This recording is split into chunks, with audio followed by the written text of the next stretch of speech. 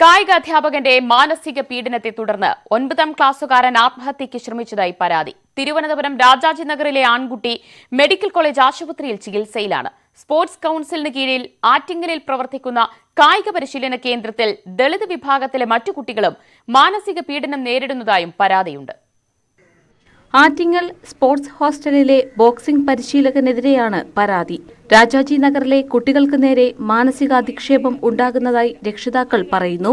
കുട്ടികളെ വിളിച്ചിരുത്തി നിങ്ങൾ വേസ്റ്റുകളാണ്, രാജാജി നഗറിൽ നിന്ന് വരുന്നവര് കഞ്ചാവും മോഷണമാണ് എന്നൊക്കെയുള്ള അവഗണനകൾ രാജാജി നഗറിലുള്ള കുട്ടികളായതുകൊണ്ട് ഇവർ സെന്റ് സ്റ്റേഡിയത്തിൽ നിന്നും കൊണ്ട് പോയതുകൊണ്ട് സെന്റ് സ്റ്റേഡിയത്തിൽ മിക്ക പിള്ളേർക്ക് ഈ അവഗണന ഇയാൾ മുഖാന്തരം ഉണ്ടായിട്ടുണ്ട്. ആത്മഹത്യയ്ക്ക് ശ്രമിച്ച 9ാം ക്ലാസ്സുകാരൻ മെഡിക്കൽ കോളേജ് ആശുപത്രിയിൽ ചികിത്സയിലാണ്.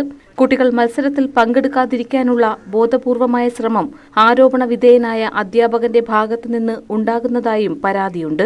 കേരള സബ് ജൂനിയർ മീറ്റിന് ഓപ്പൺ മീറ്റായിരുന്നു നടത്തിയത്. ഒരു സെലക്ഷനും ഇല്ലാതെ എല്ലാ കുട്ടികൾക്കും പങ്കെടുക്കാമെന്ന് പറഞ്ഞ മീറ്റിൽ ഈ കുട്ടികളെ എങ്ങനെയെങ്കിലും അൺഫിറ്റാണ്, ഇവർക്ക് പെർഫോമൻസ് ഇല്ലെന്ന് കൌൺസിലിനെ അറിയിച്ച് കുട്ടികളെ ഔട്ട് ചെയ്യാൻ വേണ്ടിയിട്ടാണ് ഈ ഒരു ഇത് ചെയ്തത്. സംഭവത്തിൽ രക്ഷിതാക്കൾ കായിക മന്ത്രിക്കും സ്പോർട്സ് കൌൺസിലിനും പരാതി നൽകി.